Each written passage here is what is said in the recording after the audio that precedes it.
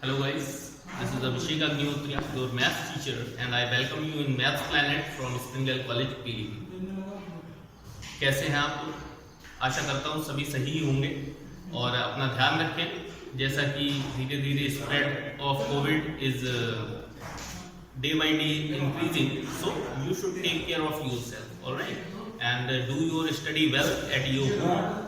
अब हम लोग आज बात करने वाले हैं कोऑर्डिनेट ज्योमेट्री की। In previous session I started this coordinate geometry revision, and in this session we are going to solve some questions based on the same chapter, alright.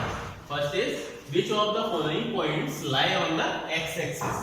तो एक तो मेथड इसका ये है कि आप जनरली अगर आपको किसी चीज के बारे में नॉलेज नहीं है कोऑर्डिनेट ज्योमेट्री की, तो आप ग्राफ पे प्लॉट करके फाइंड आउट कर सकते हैं कि ये पॉइंट्स कौन कौन से इसमें एक्स एक्सिस पे होंगे। कल के कॉन्सेप्ट को हम लोग एक बार और रिवाइज कर लेते हैं।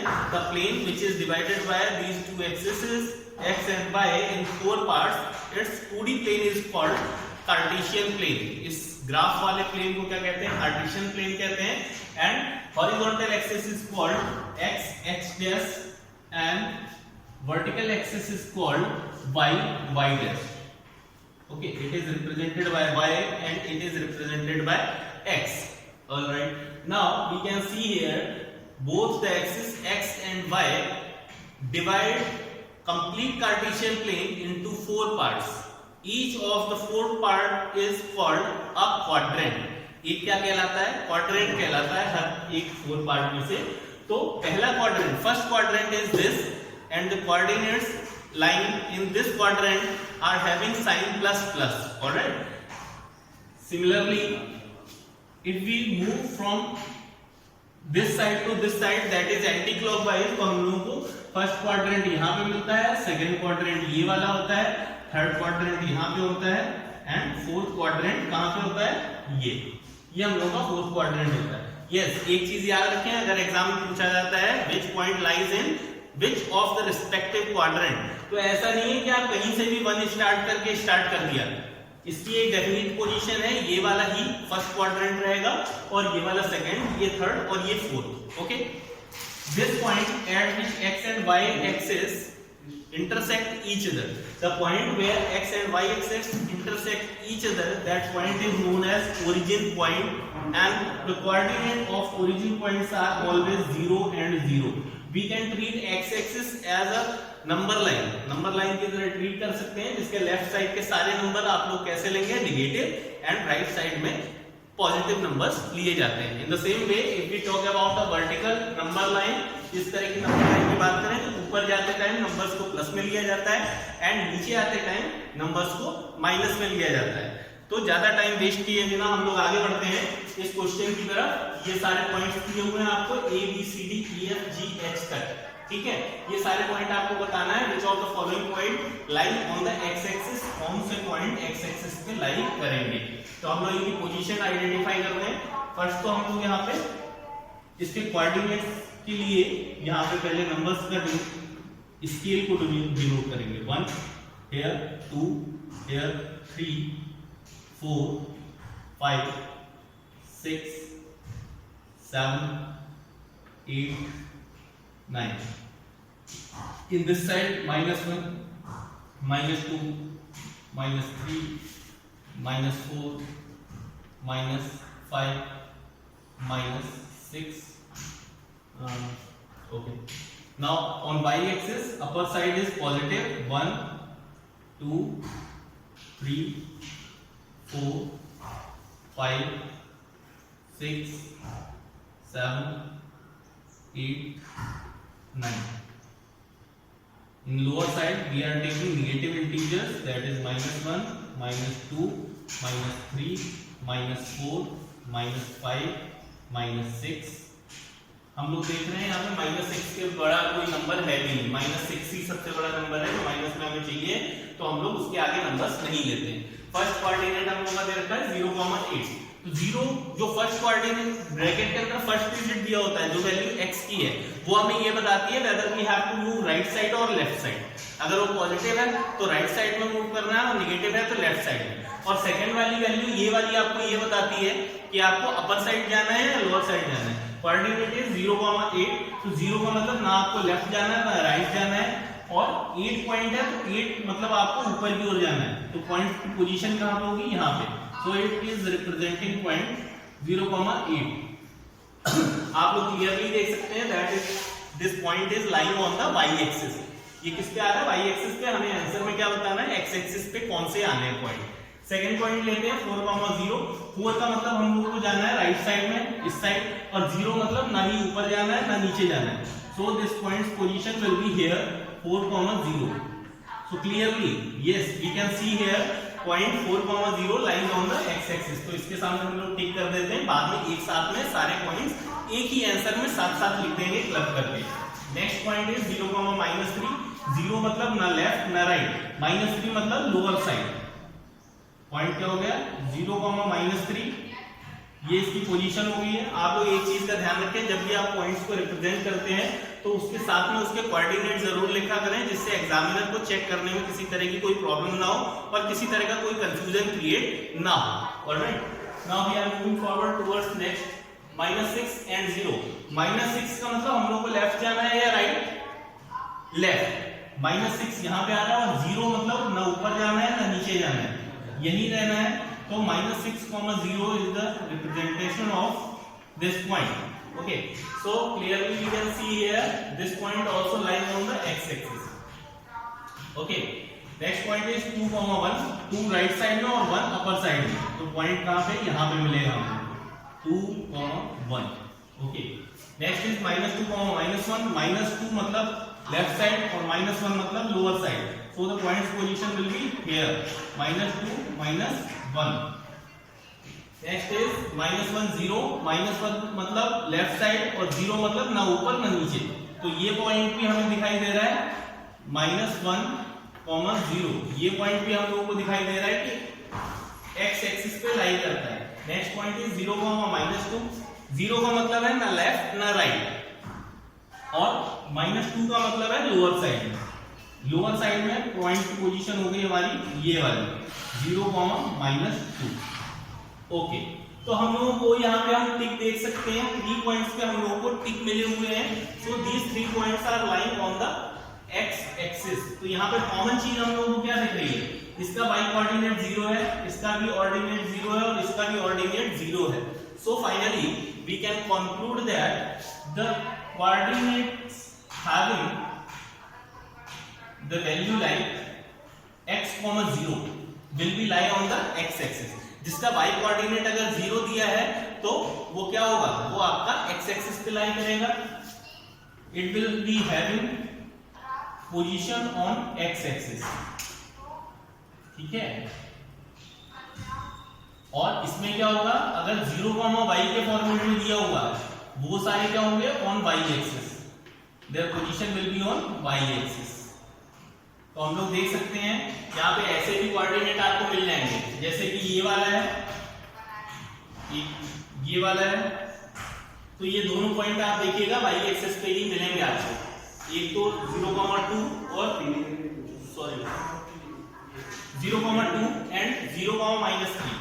0-3 ये y एक्सिस पे है, और 0,2 0-2 यहाँ पे है और 0-3 यहाँ पे। तो दोनों पॉइंट आपको क्या दिख रहे हैं, अगर x 0 है तो वो y एक्सिस पे लाई करेगा, और y 0 है तो वो x एक्सिस पे लाई करेगा। I hope you are clear with the given concept, and now you can solve n number of problems by yourself based on the same concept. Now we are moving forward towards our next question based on the same concept. Now you can see second problem on the board, that is given plot points A, B and C. Coordinates are 2, 5, -2, 2 and 4, 2. Okay, on the graph we have to plot these points on the graph. Join line AB, line segment BC and line segment AC. We have to join all 3 points through a line. All right. It will produce a triangle named ABC, and we have to calculate the area of triangle ABC, which is being produced in this type of questions. And you can find out many problems which are based on the same concept, and this figure can be either the triangle or it can be rectangle or it can be square. कोई भी figure के आपको point दे दिए जाएंगे, coordinate दे दिए जाएंगे और आप लोग क्या करेंगे, उनका एरिया कैलकुलेट कर सकते हैं। इस क्वेश्चन को बहुत ही ध्यान से समझिएगा और क्वेश्चन को समझने के लिए पूरे वीडियो को लास्ट तक जरूर देखिएगा, अदरवाइज अगर आप बीच में छोड़ेंगे तो क्वेश्चन गलत भी हो सकता है। ओरिजिन पॉइंट हम लोगों ने पहले ही कहा था, इसे ओरिजिन पॉइंट कहा जाता है और इसके कोऑर्डिनेट होते हैं 0,0। ओके, और ये वाला जो वर्टिकल एक्सिस है उसे y से रिप्रेजेंट करते हैं। बाकी आप लोगों को पता है कि प्लॉट कैसे किए जाते हैं, इसमें स्केल को कैसे प्लॉट करते हैं। 1 राइट साइड में 1 2 3 4 5 आप लोग देख लेते हैं यहाँ पे कि 5 से बड़ा कोई नंबर है नहीं, तो हम हर एक्सिस पे क्या करते हैं 5 पॉइंट ले लेते हैं। ठीक है, -1 -2 -3 -4 and -5.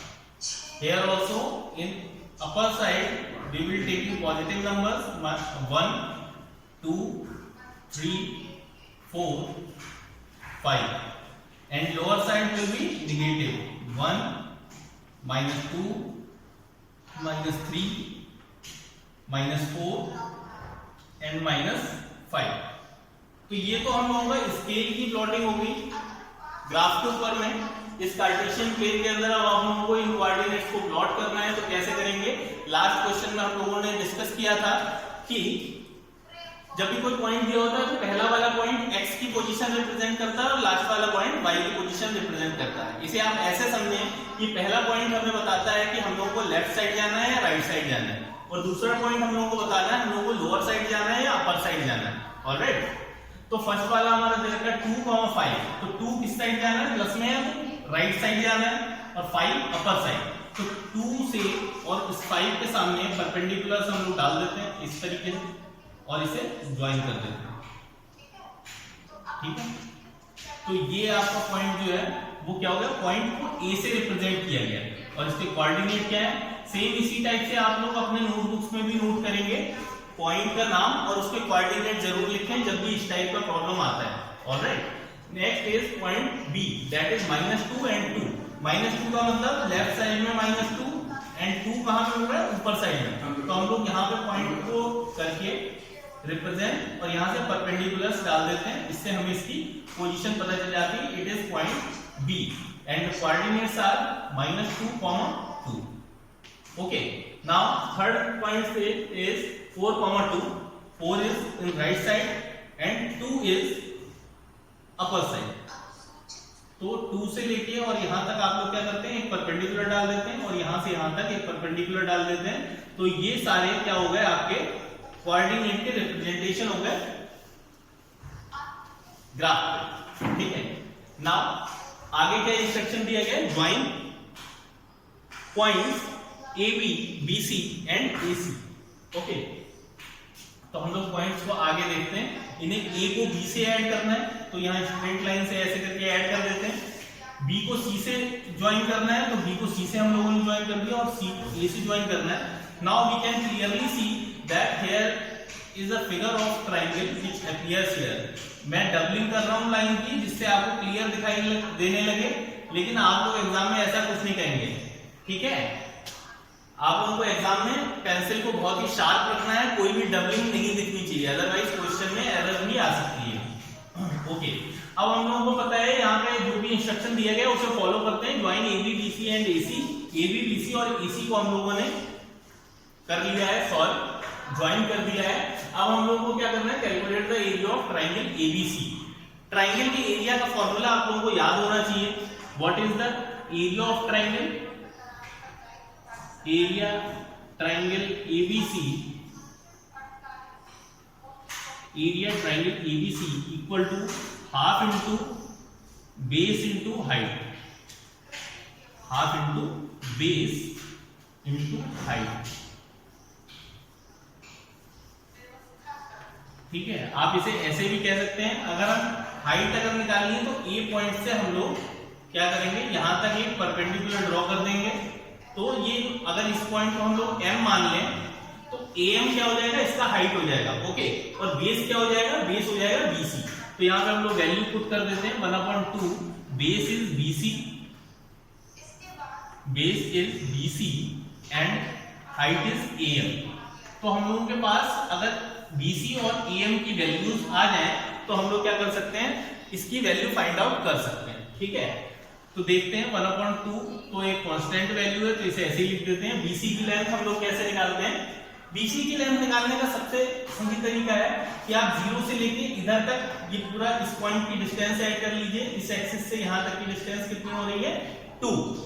माइनस की वैल्यू है, लेकिन डिस्टेंस हमेशा किसमें नापते हैं, पॉजिटिव में ही नापते हैं। आप लोग कभी अपने ड्रेसेस के लिए कपड़ा लेने जाते हैं तो उससे कभी कहते हैं कि -2 मीटर कपड़ा दे दीजिए, नहीं। डिस्टेंस इज ऑलवेज और length is always measured in positive value. तो ये कितनी होगी, 2, और इन दोनों पॉइंट्स की डिस्टेंस कितनी है, 4, हम लोग को दिखाई दे रही है। 2 + 4, 2 + 4 टोटल कितना हो गया आपका, 6। तो हम लोग BC की लेंथ लिख सकते हैं 6 यूनिट, ओके। AM की वैल्यू फाइंड आउट करनी है तो A से M पॉइंट की डिस्टेंस निकालनी है। M पॉइंट डायरेक्टली हम देखते हैं कौन सी लाइन में आ रहा है, 2 के सामने आ रहा है, तो इसकी हाइट कितनी है, 2 है। यहां से यहां तक की डिस्टेंस कितनी है, 2 है। ये तो 0 थी क्योंकि x एक्सिस पे थी, ये 2 है, और ये किसके सामने आ रहा है, 5 के सामने। तो 2 और 5 के बीच का गैप आप लोग देख सकते हैं कितना है, 3 गैप है, ठीक है। तो AM की लेंथ आप लोग यहां से फिगर को देख के फाइंड आउट कर सकते हैं, दैट इज 3। अब इसे हम लोग सॉल्व करेंगे आगे। जब सॉल्व करते हैं तो 2 × 1 = 2, 2 × 3 = 6। अब हम लोग यहाँ पे आंसर लिख देते हैं, 3 × 3 = 9 और स्क्वायर यूनिट। यूनिट क्यों लिख रहे हैं, अगर ये आपको डिस्टेंस किलोमीटर के अकॉर्डिंग दिया है तो स्क्वायर किलोमीटर, अगर मीटर में दिया है तो स्क्वायर मीटर, और सेंटीमीटर में दिया है तो square centimetre. Always unit of area is in square unit. I hope you are understand. You have understand this concept of finding out areas of given shapes if you plot the points which are on the graph which are given in the question.